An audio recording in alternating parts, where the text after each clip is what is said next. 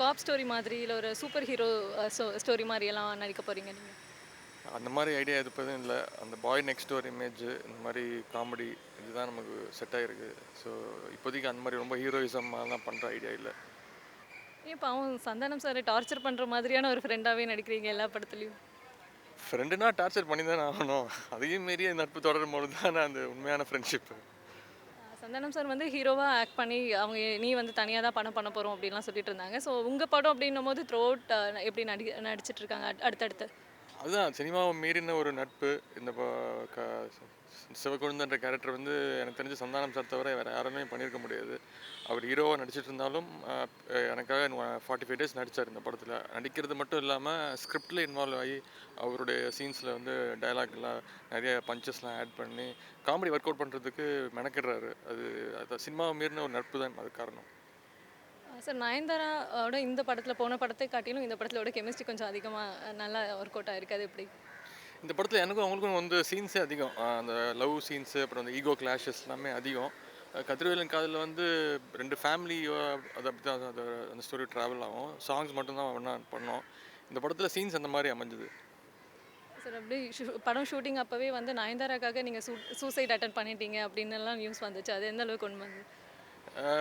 அது நிறைய வாட்டி சொல்லிட்டேன். அந்த படத்தில் நீங்கள் பார்த்தீங்க அந்த சண்டை காட்சி ஃபஸ்ட் ஹாஃபில் இன்டர்வல் முன்னாடி அந்த ஃபஸ்ட்டு ஷாட்டில் அவங்க போகும்போது என் கண்ணை குத்திட்டு போயிட்டாங்க. அதுக்கு அடுத்த சீனில் கூட பார்த்தீங்கன்னா கண்ணாடி கழட்டும் போது ஒரு கண் ஃபுல்லாக ரெட்டாக இருந்தது. அதுக்காக நான் போய் அங்கே ஹாஸ்பிட்டலில் அட்மிட் ஆனேன் ஒரு ஹாஃப் டே. அது வந்து இந்த மாதிரிலாம் நியூஸ் கிளப்பி விட்டாங்க. இப்போ இது கொம்பன் இஷ்யூ உங்களுக்கு தெரியும் இல்லையா? ஸோ கொம்பன் நண்பேண்டா ரிலீஸ் ஆகுறதுனால தான் கொம்பனுக்கு வந்து இந்த மாதிரி ஒரு இஷ்யூ ரைஸ் ஆச்சு அப்படின்னு ஒரு பேசிக்கிறாங்க. அது எந்த அளவுக்கு உண்மை சார்? அது துளி கூட உண்மை கிடையாது. அதாவது கிருஷ்ணசாமி வந்து அவர் வந்து சென்சாருக்கும் சேகர் சாருக்கும் லெட்டர் கொடுத்தது வந்து கம்ப்ளைண்ட் கொடுத்தது வந்து மார்ச் 3ஆம் தேதி அப்படின்னு நினைக்கிறேன். நாங்கள் வந்து 1.5 மாதத்துக்கு முன்னாடியே டேட் அனௌன்ஸ் பண்ணிட்டோம். கிட்டத்தட்ட 220 தேட்டருக்கு வந்து அக்ரிமெண்ட்டும் போட்டோம் 15 நாள் முன்னாடி.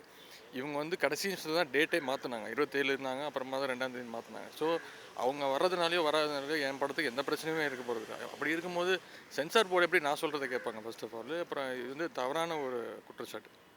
கிருஷ்ணசாமி வந்து உங்களுடைய தூண்டுதல்னால தான் அப்படி இந்த மாதிரி ஒரு கேஸே கொடுத்துருக்காங்க அப்படின்னு. கிருஷ்ணசாமி என்ன பண்ணாலும் அது நான் தான் காரணமா?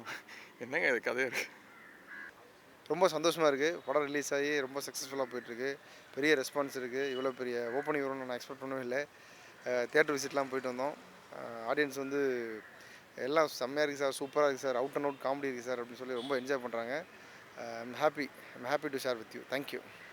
சார் காமெடி இப்போ நாங்கள் பார்த்த வரைக்கும் நீங்கள் சொன்ன மாதிரி சந்தானம் டைலாக்ஸுக்கெல்லாம் வந்து நல்ல கிளாப்ஸ் இருக்குது. ஸோ அது எப்படி நீங்கள் ஒர்க் அவுட் பண்ணதா இல்லை சார் ஒர்க் அவுட் பண்ணதா இல்லை 2 பேரும் சேர்ந்து டிஸ்கஸ் பண்ணி ஸ்கிரிப்ட் வந்துச்சா? ஆக்சுவலி அதாவது ஃபுல்லாக ஸ்கிரிப்ட் எழுதி முடிச்சதுக்கப்புறம் சந்தானம் சாரோட சீன்ஸு அவரோட எபிசோட்ஸ் எல்லாமே அவரோட திருப்பி எல்லா சீன்ஸும் ஃபார்வர்ட் பண்ணுவோம். அவர் வந்து ஒரு டீம் வச்சுருக்காங்க. அவங்க டீமோட அவர் டிஸ்கஸ் பண்ணி அவர் நிறையா இன்னும் பஞ்சர்ஸ் எல்லாம் போட்டு அவர் ஒரு சீன் பேப்பர் எடுத்து வருவார்.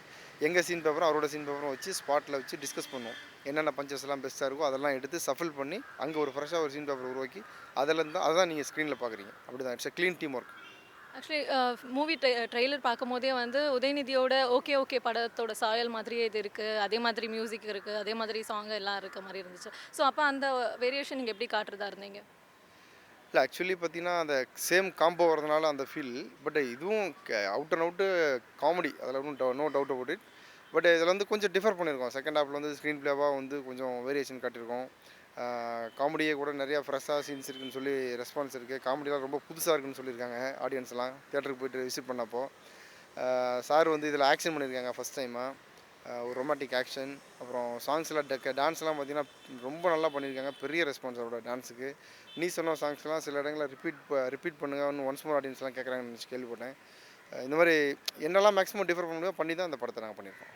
சந்தானம் சாருக்கு இந்த படத்தில் பேர் வச்சுருக்கீங்க. ஸோ அது யாரோட ஐடியா? இல்லை ஆக்சுவலி ஸ்கிரிப்ட் பண்ணும்போதே சந்தானம் சாருக்கு ஒரு பேர்ன்றது ஃபிக்ஸ் ஆகிடுச்சு. யார் பண்ணலான்றது தான் டிஸ்கஸ் பண்ணோம். நான் சந்தானம் சார், உதய் சார் எல்லாமே டிஸ்கஸ் பண்ணோம். ஒரு 4-5 ஆப்ஷன் எங்கள் டீமோட நான் ஒர்க் பண்ணி ரெடி பண்ணேன். ஒரு 4-5 ஆப்ஷன் இந்த மாதிரி ஒரு கம்பேக்காக இருந்தால் ஒரு ஆர்டிஸ்டாக தான் நல்லாயிருக்கும் அப்படின்னு ஒரு ஹீரோயின் ஆல்ரெடி இருந்த ஹீரோயின்ஸாக பார்த்தா பெட்டராக இருக்குன்னு சொல்லி எடுத்தோம் லிஸ்ட்டு. அதில் வந்து ஷெரீன் ரொம்ப ஆப்டாக இருந்தாங்க அந்த கேரக்டருக்கு. ஸோ அவங்கள செலக்ட் பண்ணோம்.